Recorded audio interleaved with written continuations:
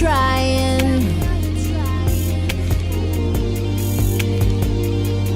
Tell me, are you fighting? Fighting for your life.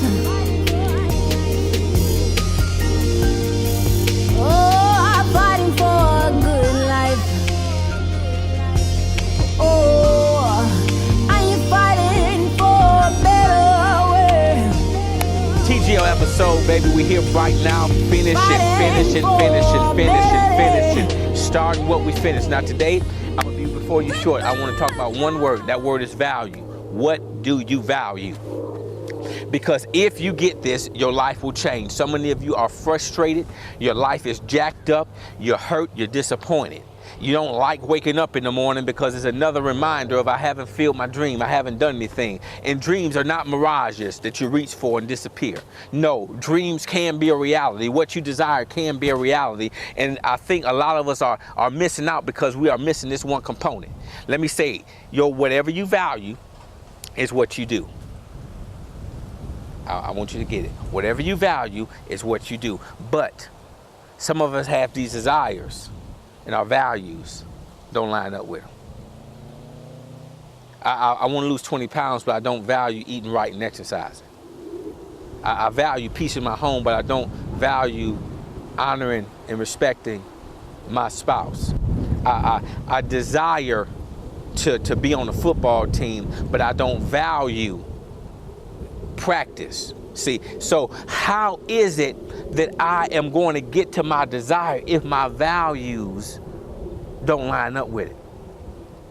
See, you got to start with what your value is. Because as the scripture says, where my treasure is, there will my heart be also. Where your treasure is, what I value, that's where your heart is, and your heart demonstrates what's inside. It comes out. See, whatever's on the inside is coming out. So if I value losing weight, if I value peace in my home, if I value an education, if I value my life, see, all these things, we have to get into a position where we start practicing what we say we desire. We have to value what we say we desire. You won't get to your desire unless you understand I got to value the things to get me to that desire. So I can't go around wanting something without understanding the price of valuing the stuff to get me there. See, if I want to live right and do right, and by right I mean I want to, get stuff right that are hang-ups. Everybody got different issues, but whatever your issue is, until you start valuing the thing that's going to get you to your desire, you'll never have your desire. You'll never get to it will always be a mirage. It will always be an image that disappears in front of you. Why? Because I never took time to start with prioritizing, elevating the thing that's going to get me to that desire.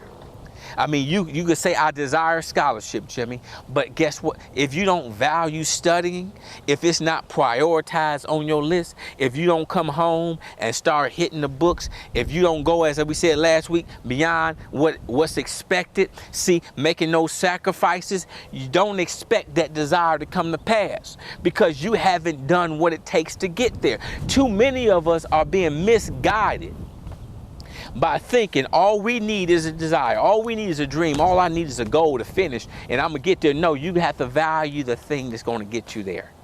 You have to value. If you running a marathon and you hate running, guess what? You won't complete that 26 miles. Why? Because you don't value the thing that's going to get you there. It's so simple, but so many of us overlook it, and so many of us are frustrated with it. So let's get into how we can do this. How can I elevate my value? Number one, I can start practicing it. I can start focusing on it. How do I practice and how do I focus on my value, Jimmie? I'm going to give you one simple thing that I did a couple of years back. Now, a couple of years back, I heard this one guy saying it was so, and I heard him say that he wrote his wife a journal from January 1 to Thanksgiving Day, November 24th, every day he would write in the journal a note of thanks to his wife for what she did the day before, what she was doing that day, just things that stood out to him. So guess what I did? I heard that and I said, you know what, I'm gonna do that. 2012, January 1, I got my journal. I bought my journal, I went out there and every day I wrote in it. I remember what my wife did the day before.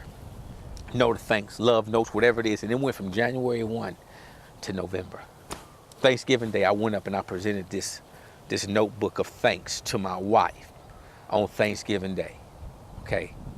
Now, she was happy, she was excited, she was blessed, she loved it. That was the point.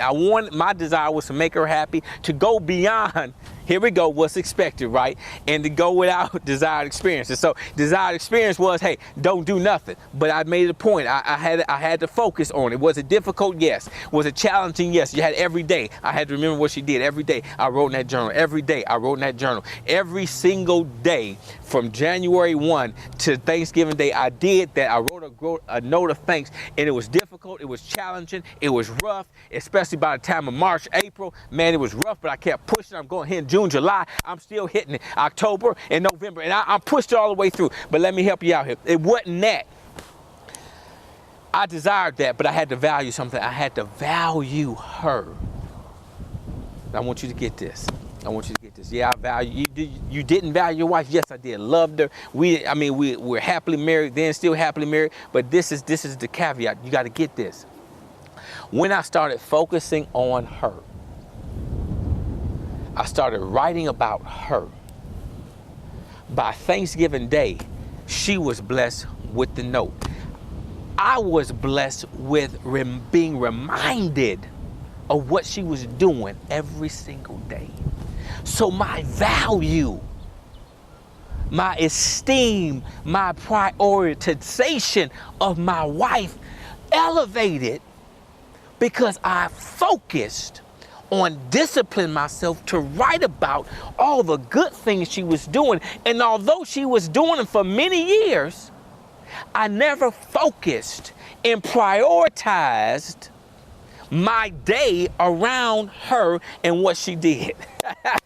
You feel them? You get it? It's putting yourself in a position to elevate the value, to prioritize the prioritization. Whatever is needed for me to elevate what's needed to get to that desire. If I have bad study habits, I have to focus on studying. I gotta study when I don't feel like it. I gotta make myself study. Even when there's nothing else to study, I gotta think of a subject to study. If I need to practice better, if I need to practice more, every day I'm practicing, regardless of how I feel. I make it a point, and when I don't feel like doing it, I focus on it. I elevate this value. Whoa! And what happens is you wake up one day and it's just like you're on automatic, man. You're a marketplace leader, right? You're a business owner, right? But you know your prioritization is not the customer, but it's your sales line. But you know you're supposed to focus on the customer. You have to make it a point to focus on that customer. You have to practice focus on that customer. When you don't feel like it, you focus on that customer. When you ain't doing nothing else, you think about that customer. This is what I'm talking about. You need to think about where you're going to the degree that it changes you. Now, everybody ain't gonna do this, and that's the cool part, because that's more room for me and everybody else who's willing to do it. But let me tell you something. Until you get to the point where your value is elevated to the level of the desire you want, you will stay broke.